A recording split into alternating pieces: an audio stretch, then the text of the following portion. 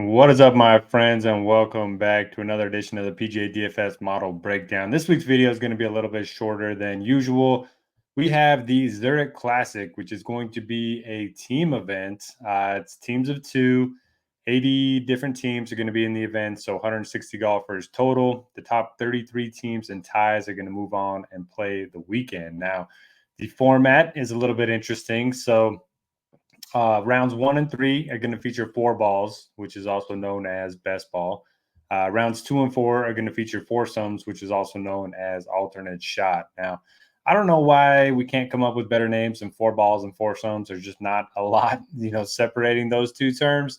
I think you should just call it best ball, alternate shot. Makes a lot more sense to me. So best ball, you just take the best score so each golfer plays their own ball. You take the best score of the two on each hole. Pretty simple. And then alternate shot, you just alternate each shot. So if one guy hits a tee shot, next guy has to hit the approach shot, next guy has to hit the putt or the chip, whatever it may be. So it's kind of a unique format. While I do like the event, I would very much prefer to have the match play event back. If we're going to do all these different format events, why not bring back match play? That's one of the best events there was, but hopefully they get that back soon. As far as the course goes, TPC Louisiana, it is located in Avondale, Louisiana. It's a par 72 P-dye design, 7,425 yards. Water's in play on 6 of the holes. The greens feature Bermuda grass with overseed POA and about 5,200 square feet on average. As far as the golfer type, similar to most P-dye courses, you can't really overpower this one off the tee, although in the best ball rounds, you can definitely afford to be a little bit more aggressive off the tee. So, yeah, I'm kind of looking all around, but the big question is, do you prefer golfers with contrasting skill sets? So somebody like, Will Zalatoris and Sahith Theegala, Zalatoris, elite ball striker, Theegala, elite short game. They could help each other out in those aspects and their weaknesses when it comes to the alternate shot. And then best ball is just all about making birdies. But at the same time, if maybe you want guys with similar skill sets so that, they're not going to be out of position compared to where they normally are. I'm not really sure which way to play it. But for the most part, I'm looking for guys that just make a lot of birdies. I think that's kind of the best way to score in these events. You're going to have to really go low in the best ball rounds if you want to have a chance to win this event. And then you kind of have to hang on during the alternate shot portion of the event. So I'm looking at, ball strikers, birdie or better rate, strokes gained putting. And then I'm kind of trying to look at team chemistry. So there's a lot of teams that have played either in this event together before, at the President's Cup, at the Ryder Cup.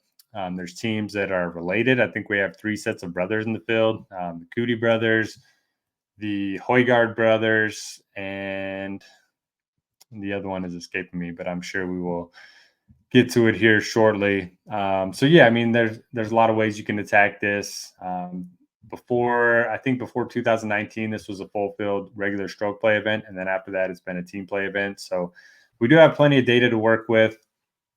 As far as the model goes this week, it's been an absolute nightmare trying to pull in odds for these guys, trying to pull in course history for these guys. Because if you look at the leaderboards, if you look at the odds, it's all just like Cantlay / Schauffele at 4-1, whatever it may be.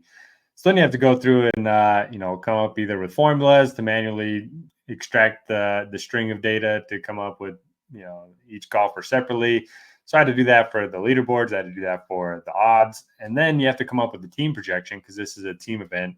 You can only roster 1 golfer from each team. DraftKings won't let you draft 2 of them. So I had to come up with a team projection rather than individual projections. And I'll cover how I did that here in a minute. But I do think that this week is a good week to join RG Premium and try the model out because most projection systems are going to have a tough time doing all this. And I spent a lot of hours on Monday kind of coming up with this. So if you do want to give RG Premium a shot, we would love to have you. In addition to the model, the download, you get access to the survey, my core plays article, the GPP article, the value plays article, the expert survey, I think I already said, the lineup HQ, which is awesome, helps you build lineups. And then you get sim labs as well. So if you want to check that out, we would love to have you. If not, Thanks for watching the video. Hit the thumbs up if you don't mind. It goes a long way. And like I said last week, if you have any questions, just leave them in the comments. I think I had a couple questions last week. Ended up answering those. I didn't check back on Wednesday or Thursday, but yeah, try to get those out early in the week, whether it's about strategy for the event, individual player pool, whatever it may be. I'm here to answer your question. So this week, off the tee, total driving is kind of the off the tee metrics I'm looking at. Not too big of a weight there. Big weight to stroke gain approach. Very small weight to stroke gain around the green. And this is for a couple reasons. In best ball, if you're going to have to be scrambling, you're probably not going to be making a lot of birdies unless you're playing par fives. So that comes, less into play, especially since you have a teammate and you only get one score on the hole. So you're going to have fewer scrambling opportunities as a whole, and then especially ones that count. And then in the alternate shot, only one of the guys is going to be chipping.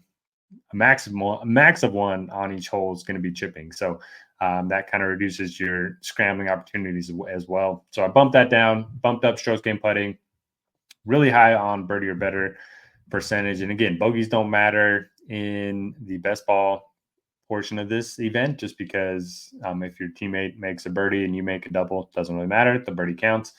Move on to the next hole. Course history, I put it only 4% just because, this is kind of a wonky event. It's unique format, all that stuff. There's some guys that have played this event before, some guys that haven't, some guys that have switched partners, whatever it may be. So I put it at 4%, and then don't have any course comps, don't have any course fit metrics, anything like that. Just basically just relying on form. So I did 10% to the short term, which is the last 3 months, last 24 rounds. 15% to the midterm, which is the last 6 months, last 50 rounds, and then 20% to long term, which is the last 18 months, last 100 rounds. So basically, the first rating column that you see here is going to be for the golfer in column A. So Xander gets to 97.7.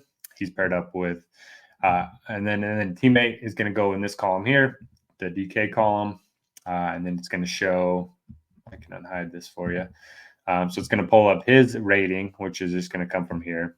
And then it'll automatically calculate the average rating of each team. And that's going to go in this column here. That's going to result in these rankings as well. And it's going to be reflected in the point per dollar rating. So every teammate is going to have the same team rating, the same point per dollar rating. And again, if you change anything here, so let's say, I want to do short term instead of long term form. So let's put this at 20 and this at 10. It'll automatically adjust the individual ratings, the team ratings, and then the point per dollar ratings. So yeah, you can do whatever you like. If you want to focus on bogey avoidance, course history, whatever it may be, you can go through, set your own weights, come up with your own ratings, and you'll automatically have the team ratings, which I think is kind of cool. Now, in the upload column, you're going to have, it's just going to come from the team rating. It's not going to be individuals. So once again, if you upload to Lineup HQ, you're going to get the team ratings. Now in Lineup HQ this week, some of the back end stuff is a little bit wonky for this event. So we only have one golfer from each team in Lineup HQ. That's why you're going to see only 80 golfers projected. So it'll still work if you upload your ratings with this model into Lineup HQ, because there's a rating for each golfer. So no matter which golfer is currently in Lineup HQ, it'll automatically work. So that's kind of what I'm doing. No player notes this week, just because, again, it took me a lot of time to pull in the course history, the odds, come up with the projections. So you're kind of on your own with that one. But yeah, in terms of, let's just go over a few teams. So you got Cantlay and Xander. Hard to argue with them. They've been in good form all year. Maybe not Cantlay, but he did finish third last week. I couldn't believe he hit that second shot on 18 on, Sunday, after they had already blown the horn. He knew he couldn't. So he hits his drive, which was surprising. And then he hits the second. The wind was crazy. It was terrible conditions. There was no light out there. He's like 70 feet short in the fairway. But why hit your second if you're not going to finish the hole? And then he came back out the next day. I didn't understand it at all, but he ended up parring the hole. So I guess it worked out for him. But anyway, they've played here 3 times each of the last 3 years. 11th win, 4th. I have a hard time not playing these guys. I do like Rory and Lowry. They played together. President's Cup. They're both Irish. They got a lot in common. I think their games are probably 2 of the best 7 or 8 in this field. So I do like them. It does look like they're going to be a little bit lower owned than Xander and Cantlay. Tigala Zalatoris, I like them as well. I'm not really sure what their connection is. Maybe they're just good friends on tour. They haven't played together in the past. They do have very contrasting skill sets. Again, Zalatoris all ball striking, Tigala all short game and putting. So that's the team I'm rooting for to win. They probably won't get my money in the betting market, but I do think they're okay at 10-3. Again, if I'm building one lineup, I'm playing Xander Cantlay. Pretty easy for me. The Højgaard brothers do rate out pretty well. In the model this week, you got Kitayama, Morikawa. Kitayama's been striking it well. Morikawa, the irons have not been good, especially last week. They were really bad, and he still ended up with a pretty good finish, T9. But yeah, I don't know. Something's off there. Alex Fitzpatrick, Matt Fitzpatrick, the Fitzpatrick brothers, they were the third that I couldn't think of at the start of the show. They played this event last year, T19. Alex just hasn't been playing a lot, but I don't know. I think they're fine. I think they got some good chemistry together.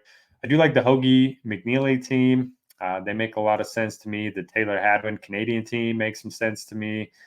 Another Canadian team in Pendrith and Connors. So if you want to go, that route, they're both affordable. Let's look at the point per dollar options, then we'll get out of here. Number one in the model is going to be Chan Kim and Doug Gim. So if you look at both their birdie or better rates, they're pretty high, top 26 in this field over long term. Pretty decent short term as well. Doug Gim's played here 3 times, albeit with different partners, but T11, T32, and then a miscut.